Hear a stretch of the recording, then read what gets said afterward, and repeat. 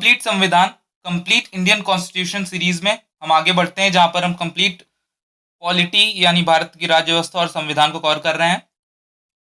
इसमें हम आगे बढ़ते हैं, यहाँ पर हम फंडामेंटल राइट्स कवर कर रहे थे और अब तक हमने फंडामेंटल राइट्स में आर्टिकल 12 से लेकर 24 तक कवर कर लिया है।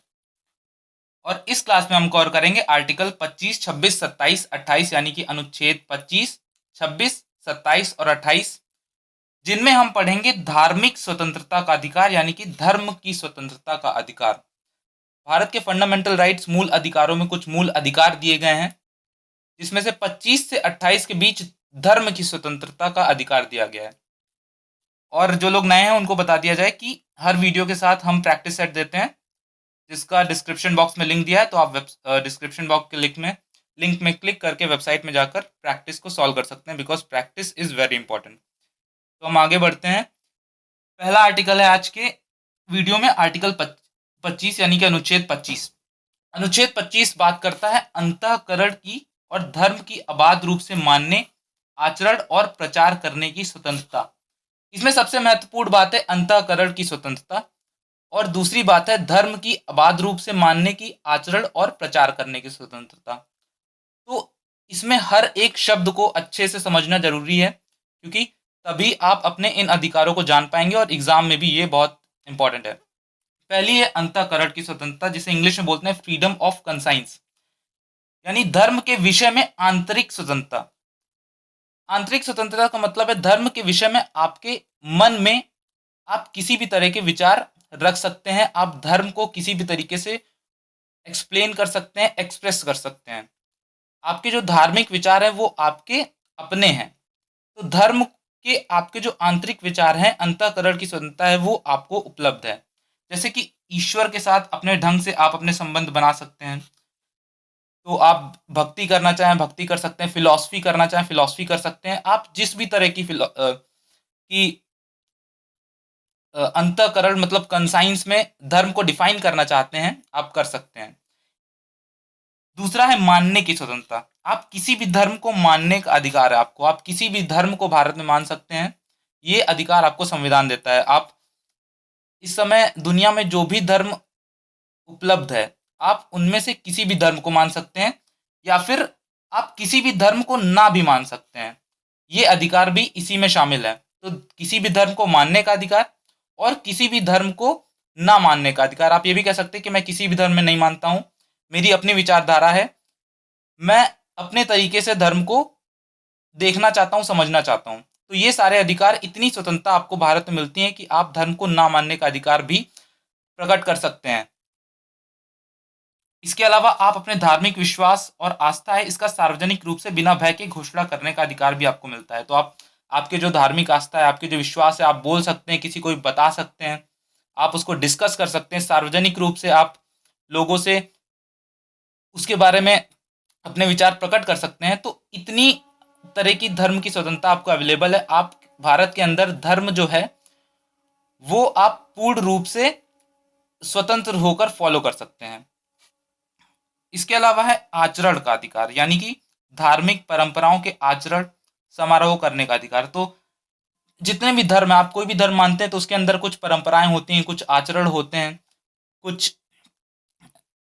ऐसी चीजें होती हैं जो आप उस धर्म को मानने के तहत करते हैं। जैसे कि अगर आप हिंदू धर्म को मानते हैं तो कुछ लोग पूजा अर्चना करना चाहते हैं, यदि आप मुस्लिम हैं तो नमाज करते हैं, और भी अलग अलग धर्मों में आप अलग अलग तरीके परंपराओं को करते हैं। तो ये अधिकार आपको मिला है कि आप उन परंपराओं को फॉलो कर सकते हैं, आप वो आचरण कर सकते हैं, आप नमाज कर सकते हैं, आप पूजा कर सकते हैं, आप पाठ कर सकते हैं, आप व्रत रह सकते हैं, आप किसी भी तरीके के जो धर्म के आचरण हैं वो फॉलो कर सकते हैं।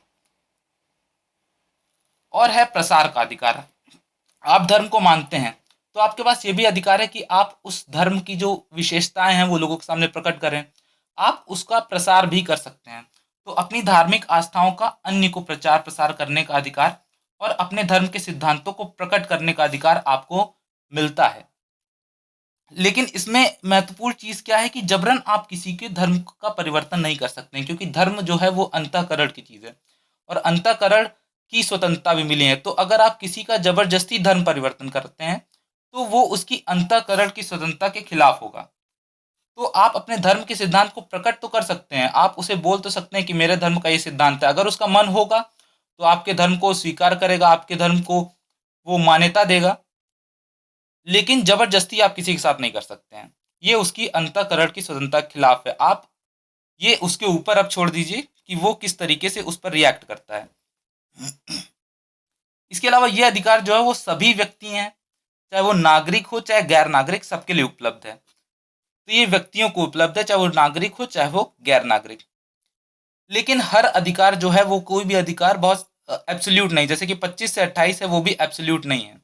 ये अधिकार लोक व्यवस्था, सदाचार, स्वास्थ्य एवं मूल अधिकार से संबंधित अन्य प्रावधानों के अनुसार ही प्राप्त किए जा सकते हैं। जैसे कि धर्म की परंपराएं होती हैं, आप धर्म का आचरण कर सकते हैं, आप अंतःकरण की स्वतंत्रता कर सकते हैं, आप अपने धर्म का प्रचार कर सकते हैं, लेकिन ये सारे अधिकार आपको मिले हैं कुछ, अगर आप फॉर्मेलिटीज को फॉलो करते हैं। जैसे कि लोक व्यवस्था, पब्लिक ऑर्डर जो है वो, उसके साथ आपकी किसी भी गतिविधियों के कारण पब्लिक व्यवस्था, लोक व्यवस्था पे कोई भी असर नहीं पड़ना चाहिए। सदाचार हो गया, स्वास्थ्य हो गया, या अन्य मूल अधिकार से संबंधित जो भी अन्य प्रावधान है उसके अनुसार ही आप प्राप्त कर सकते हैं। तो जैसे कि कुछ परंपराएं रही हैं, जैसे कि सती प्रथा रही है, तो ये सारी परंपराएं जो थी, अगर आज के ज़माने में होती तो वो संविधान के अनुसार नहीं होती। कुछ लोग बोल सकते थे कि हिंदू धर्म में सती प्रथा आज अगर होते तो बोलते कि ये हमारे धर्म का हिस्सा है, लेकिन संविधान बोलता है कि ये आप तभी तक फॉलो कर सकते हैं जब तक वो लोक व्यवस्था, सदाचार, स्वास्थ्य या मूल अधिकार के जो अन्य प्रावधान है उसके अगेंस्ट ना जाए। जैसे मूल अधिकार में और भी अन्य प्रावधान है कि राइट टू इक्वालिटी, सभी सभी को समान, सभी लोग कानून के समान इक्वल हैं, सरकार के सामने सभी चाहे जिस धर्म का हो वो इक्वल है। तो इन सारे जो अधिकार हैं, अगर वो अधिकार सबके पास बरकरार रहते हैं तभी तक आप अपने धर्म के इन अधिकारों को फॉलो कर सकते हैं। अब हम आगे बढ़ते हैं।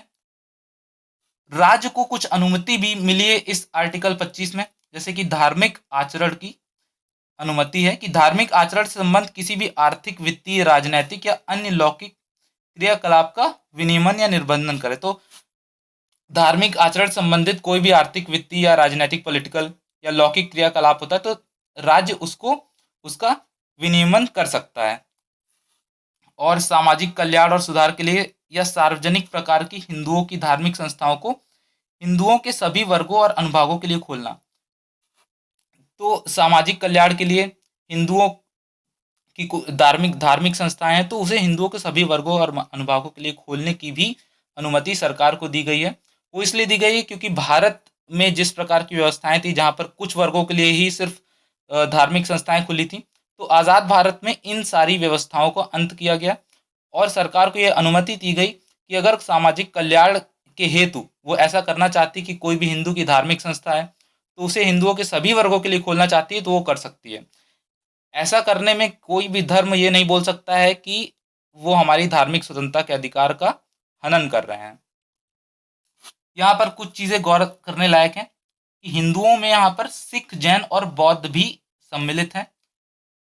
और एक और चीज़ है, जो सिख धर्म है उसमें कृपाण धारण करना और उसे लेकर चलना, आर्टिकल 25 में इसे सिख धर्म के आचरण के अंतर्गत माना गया है। यह हुआ आर्टिकल 25 कंप्लीटली। अब हम बात करते हैं आर्टिकल 26 अनुच्छेद 26 की, जहां पर धार्मिक कार्यों के प्रबंध की स्वतंत्रता। आर्टिकल 25 में क्या बोला गया है? आर्टिकल 25 में व्यक्तिगत स्वतंत्रता की बात की गई कि किसी की धर्म के विषय में व्यक्तिगत स्वतंत्रता उसकी क्या है, वो किसी भी धर्म का आचरण कर सकता है, किसी भी धर्म का प्रचार कर सकता है, किसी भी धर्म के विषय में अंतःकरण की स्वतंत्रता उसकी क्या हो सकती है। अनुच्छेद 26 में क्या बोलता है? अनुच्छेद 26 में अब सामूहिक अधिकारों की बात की गई। कुछ सामूहिक संगठन होते हैं जो धर्म को सामूहिक रूप से धार्मिक कार्य करते हैं, तो उन धार्मिक कार्यों की प्रबंध की स्वतंत्रता उन सामूहिक संगठनों को दी गई है। तो ये चीज आप याद रखिए, अनुच्छेद 25 व्यक्तिगत स्वतंत्रता और अनुच्छेद 26 जो है वो सामूहिक स्वतंत्रता का के अधिकार की बात करता है।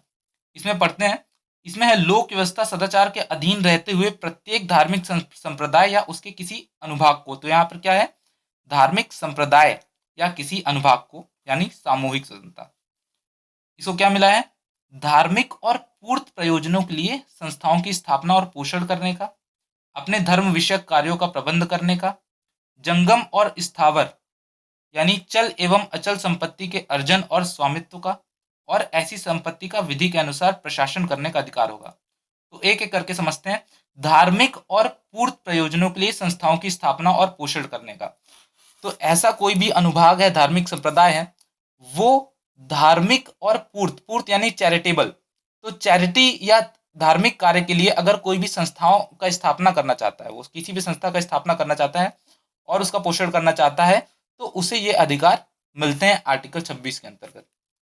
दूसरा है अपने धर्म विषयक कार्यों का प्रबंध करने का। तो कोई भी धार्मिक संप्रदाय है या संस्था है, तो उसे अपने धर्म के विषय के जितने भी कार्य हैं उसको प्रबंध करने का उसको उसको उसको स्वतंत्रता मिलती है। तीसरी है जंगम और स्थावर यानी चल एवं अचल संपत्ति के अर्जन और स्वामित्व का। तो धार्मिक संस्थाएं होती हैं, संप्रदाय होते हैं, वो चल एवं अचल संपत्ति का अर्जन कर सकते हैं, यानी कोई भी लैंड ले सकते हैं। अचल संपत्ति का क्या मतलब है?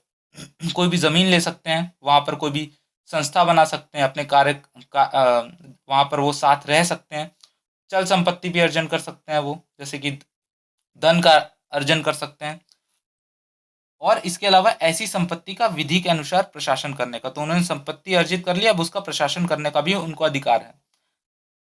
तो आर्टिकल 26 में कोई भी संस्था है वो अपने धर्म के लिए संस्था बना सकती है, धर्म के विषय के कार्य कर सकती है, चल एवं अचल संपत्ति अर्जित कर सकती है और उस संपत्ति का प्रशासन कर सकती है।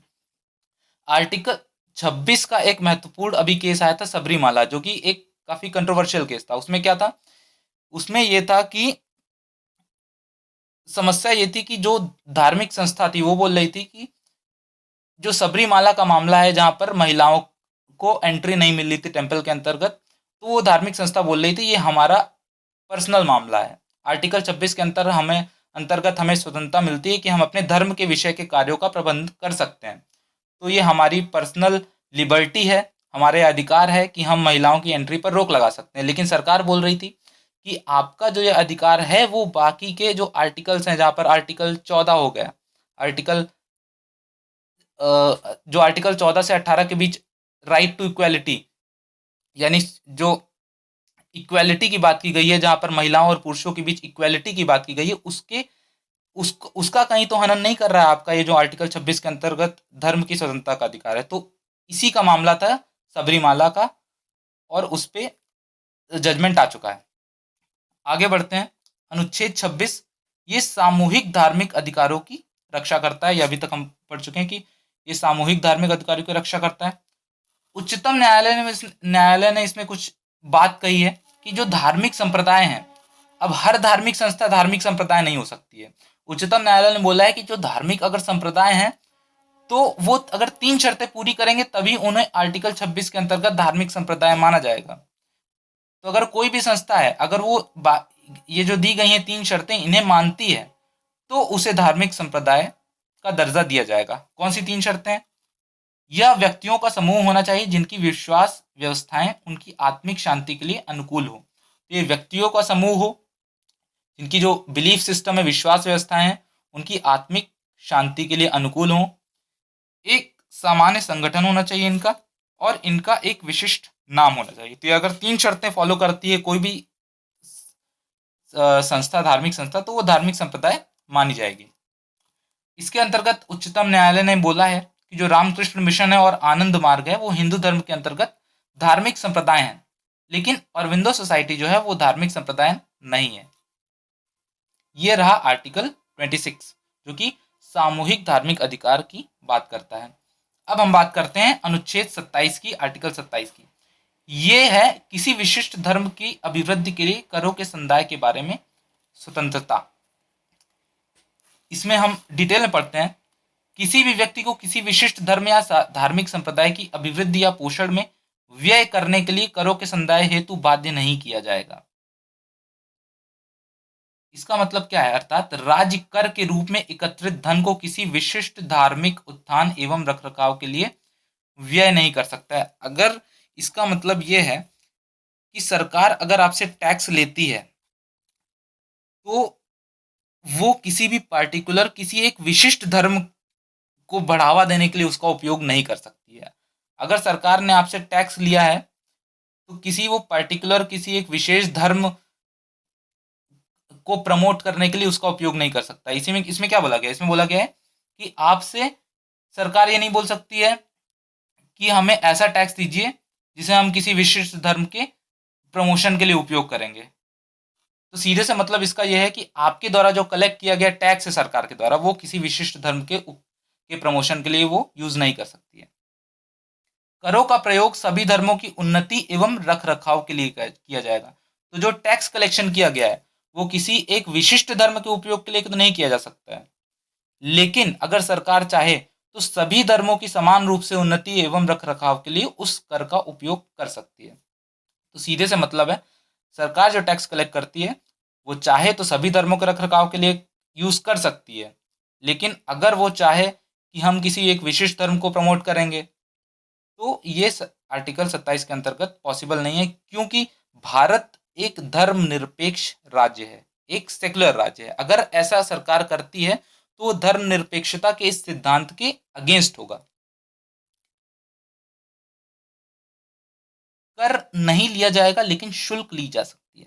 तो टैक्स तो नहीं लिया जा सकता है लेकिन फीस ली जा सकती है। टैक्स और फीस में अंतर क्या है कि सरकार अगर आपसे टैक्स कलेक्ट करती है तो टैक्स किसी पर्टिकुलर काम के लिए नहीं होता है कि टैक्स कलेक्ट किया तो सरकार आपसे ये वादा नहीं करती कि हम आपसे ये इस काम के लिए आपसे टैक्स कलेक्ट कर रहे हैं। सरकार टैक्स कलेक्ट करती है फिर वो जनरल वेलफेयर के लिए उसका उपयोग करती है, लेकिन शुल्क अगर कलेक्ट करती है सरकार तो वो किसी काम के लिए कलेक्ट करती है।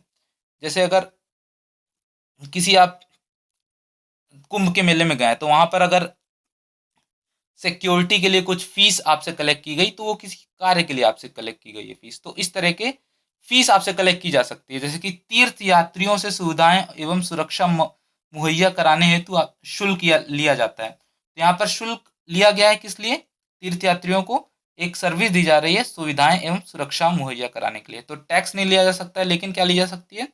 फीस ली जा सकती है। टैक्स का उपयोग किसी विशिष्ट धर्म के प्रमोशन के लिए नहीं किया जा सकता है, लेकिन सभी धर्मों के समान रूप से उन्नति के लिए सरकार इसका उपयोग कर सकती है। ये रहा आर्टिकल 27। अब है अंतिम आर्टिकल 28।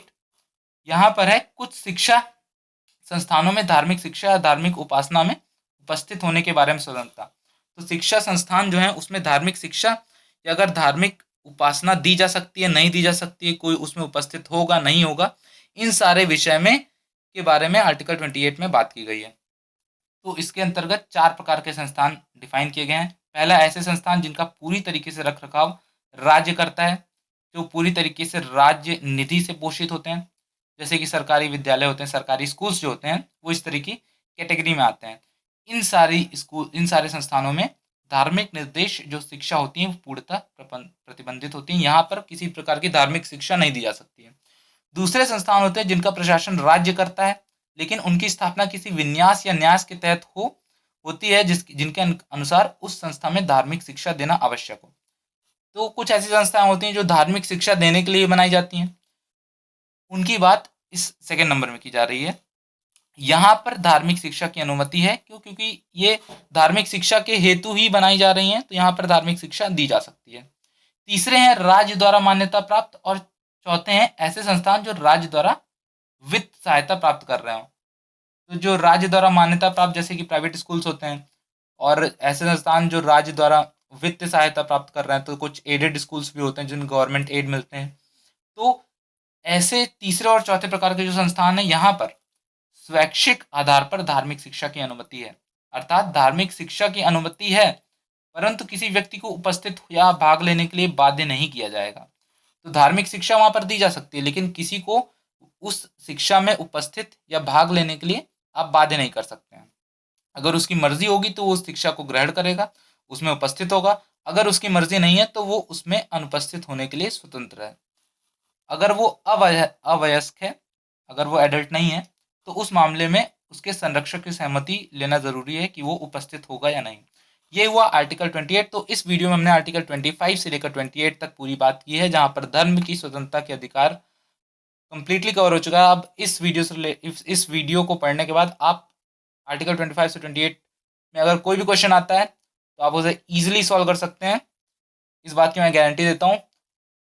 और इस तरह की वीडियोस आपको आगे मिलते रहेंगे, तो प्लीज़ आप सब्सक्राइब करिए और इस वीडियो को जितना भी हो सकते हैं शेयर करिए। सो बाय।